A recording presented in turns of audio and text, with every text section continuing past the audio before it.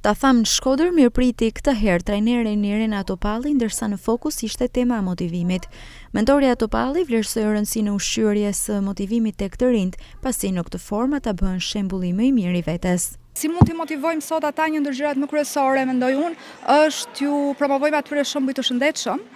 dhe t'i mësojmë të flasin në mënyrë pozitive me veten, sepse përmes rrjeteve sociale të rinjt e krahasojnë shumë jetën e tyre sot dhe krahasojnë veten me të rinj të tjerë dhe ndonjëherë ndoshta humben atë lëmin që media sociale të krijon të një jete jo reale, të një jete jo aq të bukur sa paraqitet në mediat sociale. Dhe duke diskutuar mbi tematikën se si të motivohemi dhe si të kuptojmë çfarë është e vërtetë dhe çfarë nuk është e vërtetë, u rrisim atyre vetbesimin. Përfaqësuesja e qendrës rinore Atelier, Anuncia Camaj, vlerëson pjesëmarrjen e të rinjve, ndërsa flet edhe për rëndësinë e bashkëpunimit për organizimin e aktiviteteve të tilla. Ta them Shkodër lini si një iniciativë e Këshillit Vendor të Rinisë, bashkëpunim me Qendrën Rinore Atelier dhe me mbështetjen e Bashkisë Shkodër, por gjithashtu edhe Kinema Republikës. Është edicioni i dytë, le të themi, ta them Shkodër, normalisht ideja jona është me dhënë këto tema të rëndësishme për të rinjt, me ka një zallë ato mi pas sa më afër,